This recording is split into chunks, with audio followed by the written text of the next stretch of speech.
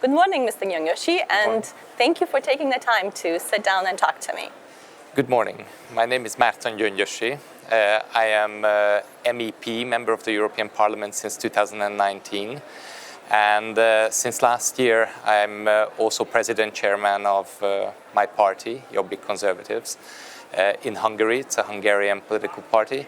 And my political expertise is in foreign affairs and diplomacy. Thank you for that. And well, welcome to ECPM, because that is the news that we are sharing with people today. You have joined the European Christian Political Movement as individual member this week. So what made you decide to join ECPM, and what are the things that we have in common? It has been a long journey joining ECPM, as I have a long-standing relationship with some of your members. About 7 or 8 years ago, as an MP of my country, of my native Hungary, as a member of parliament, I was also a member of the Council of Europe. And that's where I met Mr. Gilecki when he was also MP representing his own native country there. And we had a ferocious battle against authorizing the inhuman surrogacy law. And we were sitting in the same committee.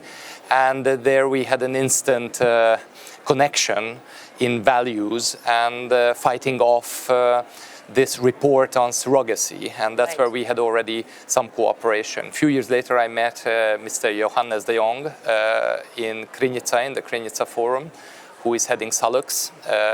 And after that, here in the European Parliament, I met Mr. Goiking, and with some of your MEPs, I have had collaboration on certain issues, on certain topics. So it kind of evolved naturally, and automatically it has become kind of like a next step to apply for ECPM membership and join. Well, we're glad to have you.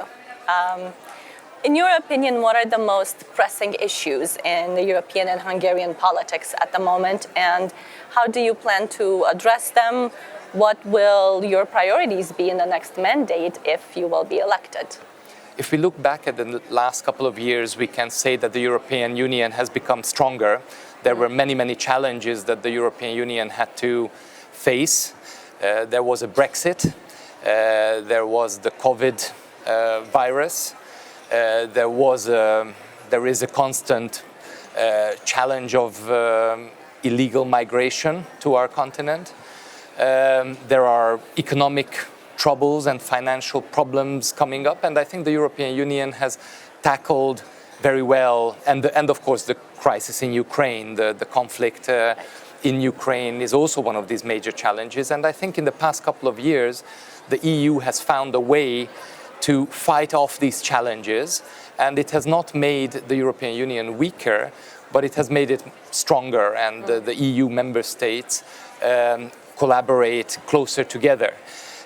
Nonetheless, having said that, the EU has to, we have a job here to do to make the European Union function better, because I think all those criticisms that the EU faces, there is a validity in some of those criticisms. We have to bring the European Union closer to the member states, closer to the people. We have to fight off populism, which is on the rise. There are more and more political forces where the EU is being attacked, and the EU is on a populist agenda is weakened, usually with Russian backing. So this kind of these illiberal populist forces have to be fought off. And Hungary in this respect is a special place where I think conservatives outside of the country see Hungary as a role model, where the government spends a lot on protecting children, the family, speaks a lot about Christian values, but under the surface the reality is shocking. Millions of Hungarians leave the country, some of the most educated people.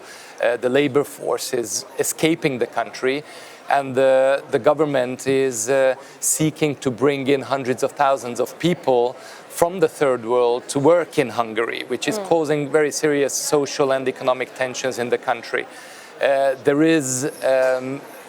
The Hungarian government is using vis-à-vis Ukraine the Russian propaganda. It is a populist regime, and it has become something like a third world dictatorship. So challenging that in Hungary and showing that there is a real Christian conservative right-wing politics is what I see as my primary task when it comes to Hungarian domestic politics. Right. Thank you for that. You are joining the European Christian political movement, who is the only the only Christian European political party that explicitly works and promotes Christian values in politics and society. So then my question to you is, what role does faith play in your work in politics for you? How do you reconcile faith and politics? It's a very sensitive and a very delicate question. And I think in politics, the quantitative perspective is very important, because in a democracy, the more voters you have and the more supporters you have, the better you do in politics. So quantity is an important aspect. But I think it is very important to bring in the qualitative aspect, the issue of values and the issue of value-based policy making and decision making into politics. And I think in recent years, within the populist and the liberal sphere, Christian politics has been, or Christianity as such, or Christian values, have been misused by a lot of politicians who use this as an asset, or possess this as an asset, and use this as a weapon and misuse the term.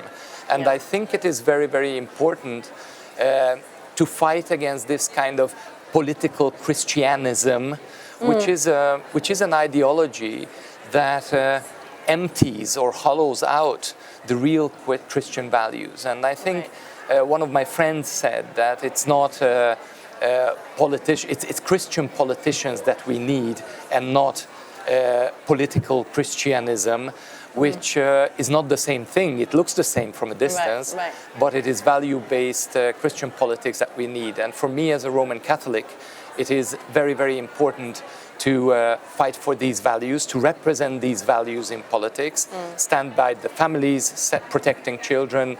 The traditional Christian roots of Europe must be respected. Europe will either be Christian or it will disappear if it is detached from its values.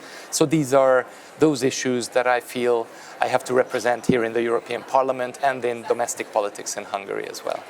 Well, on that, ECPM and you, we are aligned. We're in perfect alignment. So we are very glad that you are joining our party, and we look forward to cooperation and collaboration with you on these topics. Thank you very much for your time today. Thank you so much.